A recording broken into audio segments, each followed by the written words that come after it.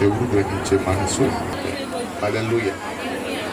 ప్రియులారా, బైబిల్లో రక్షణ ప్రణాళికలో ఒక స్త్రీ దేవుని చేత ఎంపికైన విధానాన్ని మనం చూస్తాం. దావీదు యొక్క జీవితంలో అనేక మంది శత్రువులు దావీదు యొక్క రాజ్యంలో ఉన్నారు. సో ఎప్పుడు కూడా దావీదు దేవునితో మంచి సత్సంబంధాన్ని కలిగి ఉన్నాడు. అందుకని దావీదు యొక్క కీర్తనలో మొట్టమొదటిగా స్తుతిని మనం చూస్తాం, రెండవదిగా ప్రార్థన, రెండు కూడా దావీదు యొక్క జీవితంలో ఉంటాయి. అందుకని 144వ కీర్తనలో మొదటి నుంచి చూడండి, ఒక 2 వచనాలు చూడండి. ఆయన నా కృపానిధి, నా కోట, నా దుర్గము, నన్ను తప్పించువాడు.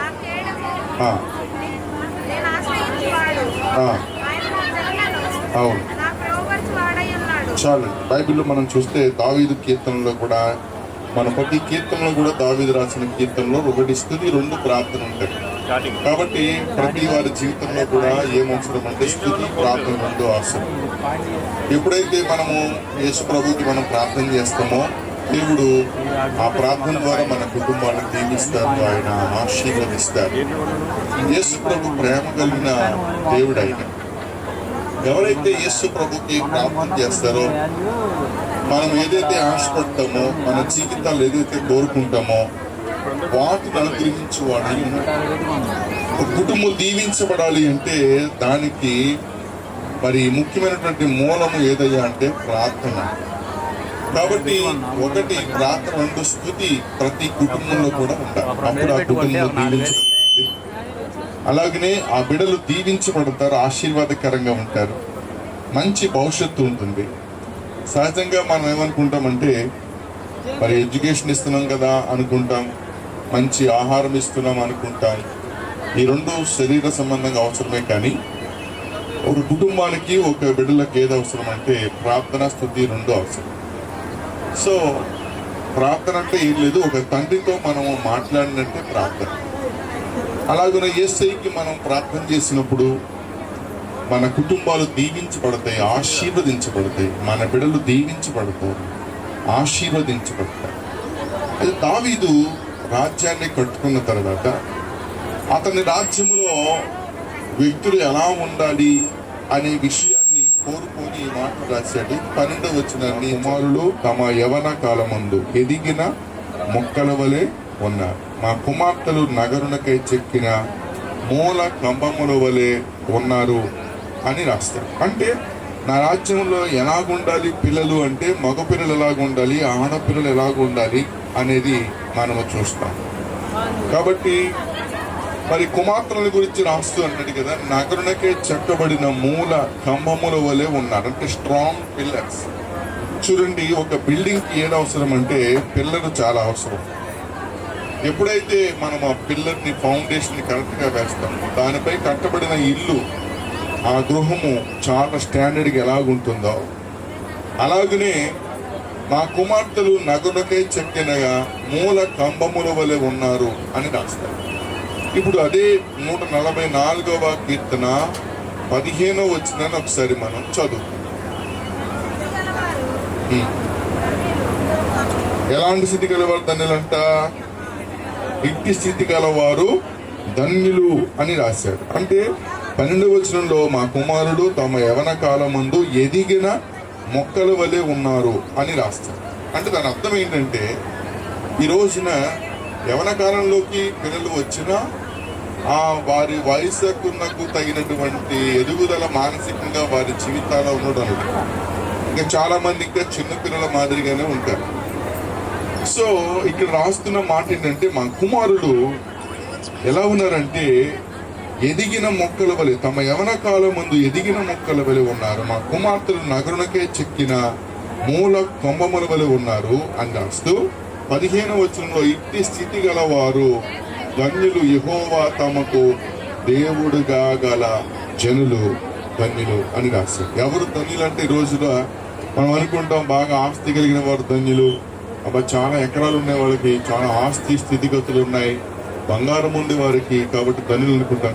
కాదు. ఎవరు ధన్యులు అంటే ఇట్టి స్థితి కలిగిన వారు, అంటే కుమారులేమో ఎదిగిన మొక్కల వలె ఉండాలి. రెండవది, కుమార్తెలు నగరుకై చెక్కిన మూల కంబాల వల్లే ఉండాలి. అంటే వాళ్ళు ఎలా ఉండాలంటే స్ట్రాంగ్ పిల్లర్ లాగా ఉండాలి. అంటే మన ఆడపిల్లలు ఎలా ఉండాలంటే మన ఇంటికి ఒక పిల్లర్ లాగా ఉండాలి. పిల్లర్ లేకపోతే ఇంటికి బలం ఉంటుంది, ఇల్లు పడిపోతుంది. అలాగే మన పిల్లలు మన ఇంటికి పిల్లర్స్ వంటి వారు. సో అలాగున మన పిల్లలను తయారు చేయాలి. ఎలా తయారు చేయాలి అంటే దావీదు చేసినట్టుగా స్తుతి, ప్రార్థన, ఈ రెండు ఆయుధాలు ఉపయోగించి, అంటే ప్రార్థన చేయడం ద్వారా, ప్రభువుని స్తుతించి మహిమపరచడం ద్వారా మన పిల్లలు నగరునికై చెక్కిన మూల కంబాల వల్ల, అంటే మూల స్తంభాల వలె ఉంటారని వాక్యము బోధిస్తా ఉంది. సో బైబిల్లో మనము చూస్తే ఈ రోజున 3 దశలు మానవునికి ఉన్నాయి. ఒకటి బాల్య దశ, రెండవదిగా మరి యవన దశ, మూడవదిగా వృద్ధాప్యం. మనిషికి 3 అనుభవాలు ఉంటాయి. కాబట్టి ఈ యొక్క 3 అనుభవాలు ప్రతి వారికి కూడా వస్తాయి. కాబట్టి ఈ కుమార్తెలు ఇద్దరు కూడా బాల్య దినాలు వారు ముగించుకున్నారు. సో పెద్ద కుమార్తె బాల్య దినాన్ని ముగించుకొని యవన కాలంలోనికి అడుగు పెట్టిన శుభ సందర్భంగా మనం అందరము కూడా కూడుకొని ఉన్నాం. కాబట్టి మరి యవన కాలంలోకి వచ్చారు కనుక బిడ్డల కొరకు మరి ఎక్కువగా ప్రార్థన చేయాలి. అలాగనే మంచి భవిష్యత్తు కొరకు సేవకులుగా మేము, తల్లిదండ్రులు, సంఘము అందరూ కలిసి చేసే ప్రార్థన యవన బిడ్డలకి కాపుదలగా ఉంటుంది, వారి రాకపోకల్లో కాపుదలగా ఉంటుంది. అలాగనే school education, next college education, ఆ తర్వాత మంచి జాబ్ కొరకు ఇక్కడి నుంచే మనం పునాదులు వేసుకుంటూ వెళ్ళాలి. పిల్లల కొరకు మనం ప్రార్థన చేయాలి.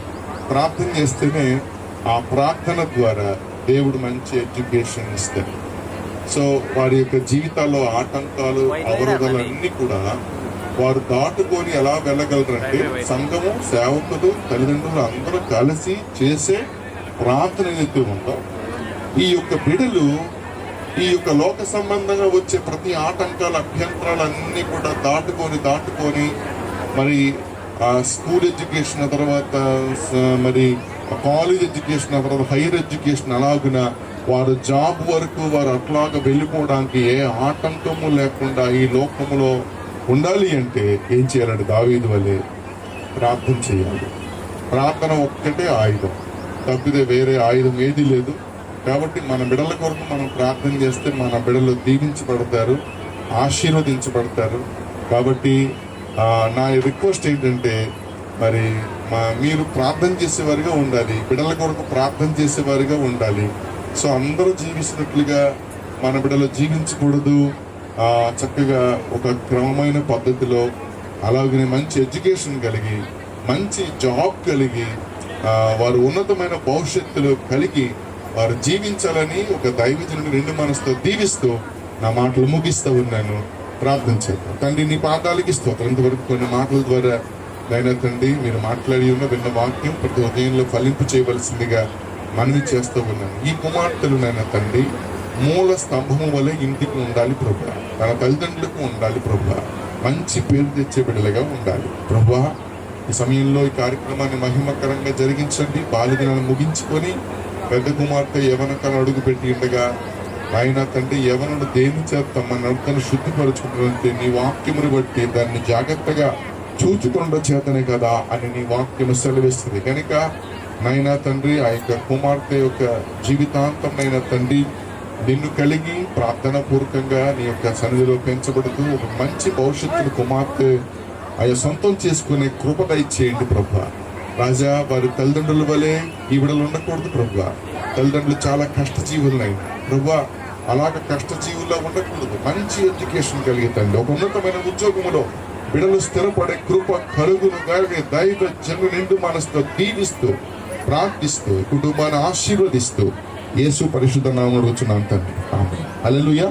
మంచిది. ఈ సమయంలో బిడ్డల కొరకు తెచ్చినటువంటి వస్త్రాలు కావచ్చు, ఇంకా బహుమతులన్నీ కూడా మీరు ఒళ్ళు పెట్టినట్లయితే మరి పాస్టర్ గారు ప్రార్థన చేసిన తర్వాత డ్రెస్ చేంజ్ చేసుకుని వచ్చిన తర్వాత అప్పుడు కుమార్తె కొరకు ప్రార్థన చేసి కార్యక్రమాన్ని ముగి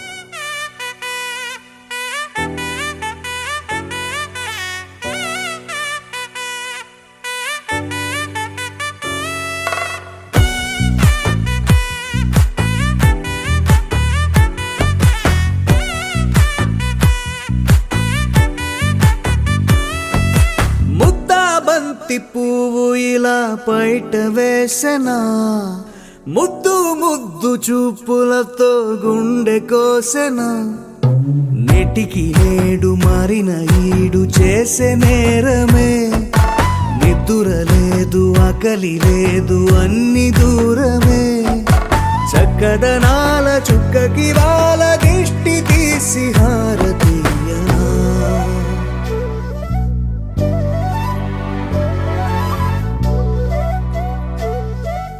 అమ్మడివే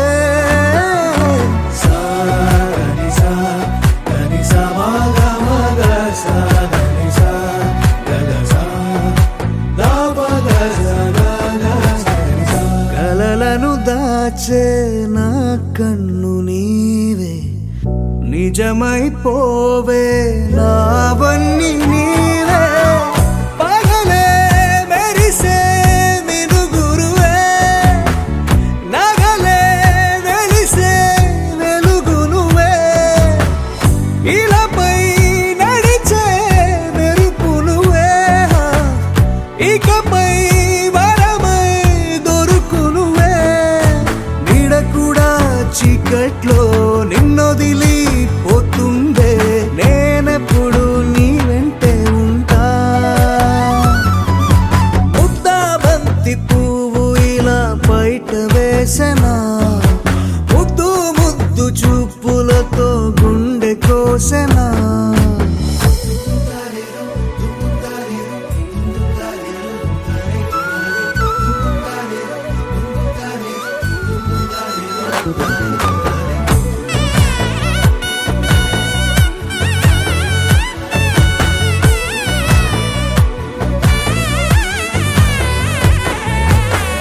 పరుగులు తీసే నారాణి నీవే, పడితే మెత్తని నేలవుతాలే. ఎప్పుడు నిలిచే భుజమవుతా, కలను కంటే నిజమవుతా. కష్టం వస్తే కలబడతా, కడదాకానే నిలబడతా. అలిసొస్తే జో కొడతా, గెలిచొస్తే జై కొడతా. కలిసొస్తే ఓ గుడినే కడతా. ముద్దా బంతి పువ్వు ఇలా బయట వేసెనా, ముద్దు ముద్దు చూపులతో గుండె కోసెనా. హోయ్ మౌనముగానే సైగలతోనే ఎంత కాలమే, జాలిని చూపి దగ్గర ఏటి దారి చూపవే. అపసోపాలే నావిక ఆపే ఒక్కసారి చెంత చేరవే. అమ్మడివే అమ్మడివే.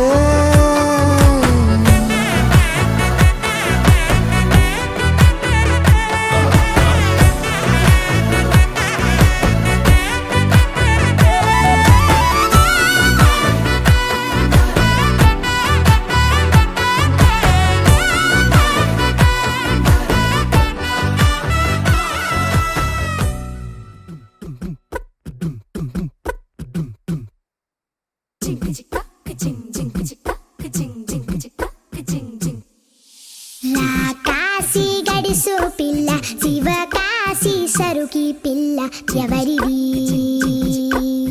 ఎవరిది. అల్లరి చేష్టలామ్మాడి, ఆటల్లో గెలిచే కిల్లాడి, జింకల చెంగున చిందాడి, జోరుగా వచ్చేస్తుంది ఎవరిది ఎవరిది.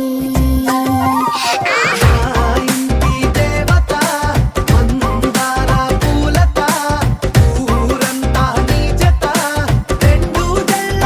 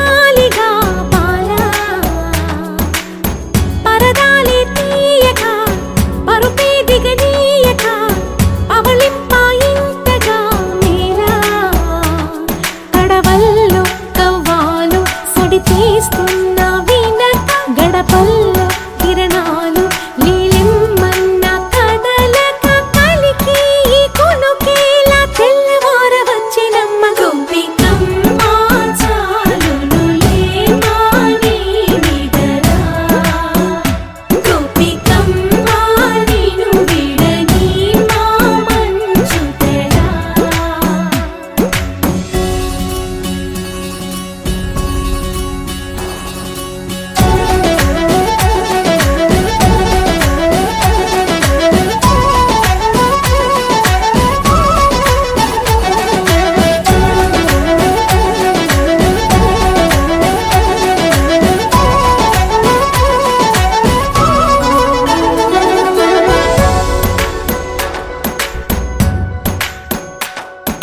నీ కలలన్నీ కల్లలై రాత్రిలో కరగవని నువ్వు నమ్మేలా ఎదురుగా నిలిచేనే కన్యామణి నీ కోసమని గగనమే భువిపైకి దిగి వచ్చెనని ఆ రూపాన్ని చూపుతో అల్లుకుపోసౌదామిని జంకేలా జాగేలా సంకోచాల జవ్వని బింకాలు బిరియాలు ఆ నల్లనయ్య చేత చిక్కి పిల్లన గ్రోవై ప్రియమారా నవరాగాలే పాడని అంటూ ఈ చిరుగాలి నిను మేలు కొలుపు సంబరాన గోపికమ్మ చాలునులే మాని నిదరా గోపికమ్మ నిను విడని మా మంచు తెరా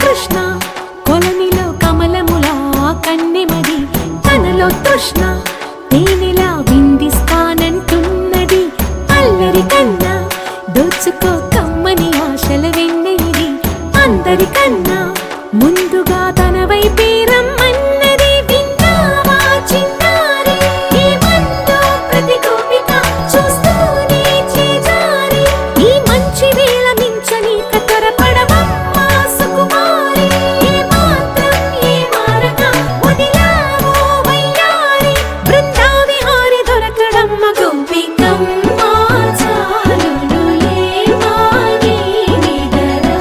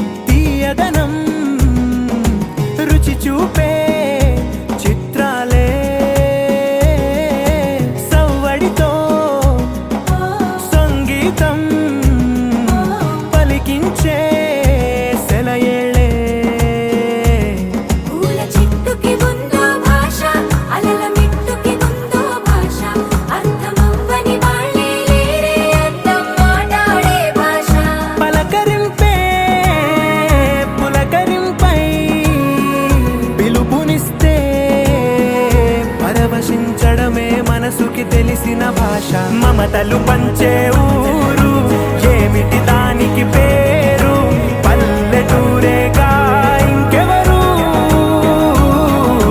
ప్రేమలు పుట్టిన ఊరు అనురాగానికి పేరు కాదనే వారే లేరెవరు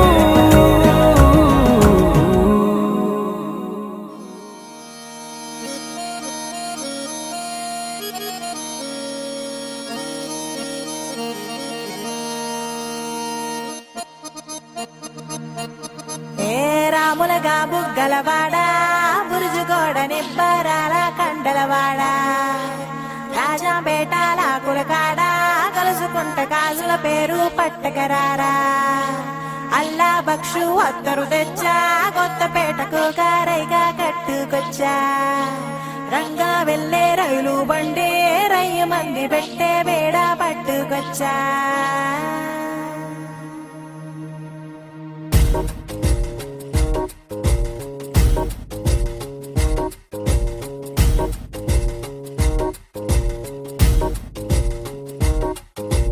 నిద్ర చాలని బద్ధకమల్లే ఉళ్ళిరిచింది ఆకాశం రాత్రి దాచిన రబ్బరు బంతే తిరిగొచ్చింది రవిబింబం వెలుతురు మోస్తూ దిగి వస్తున్నది గాల్లో గువ్వల పరివారం సెల్యూట్ చేసే సైనికులల్లే స్వాగతమంది పచ్చదనం మౌనంగా ధ్యానంలో ఉంది మాగాణం చిట్టి భద్రంగి బిట్టల టిక్కు టిక్కు కొమ్మ రంగల్ల మైనాల కుక్కు కుక్కు ఇది పల్లెకి తెలిసిన మెలోడీగా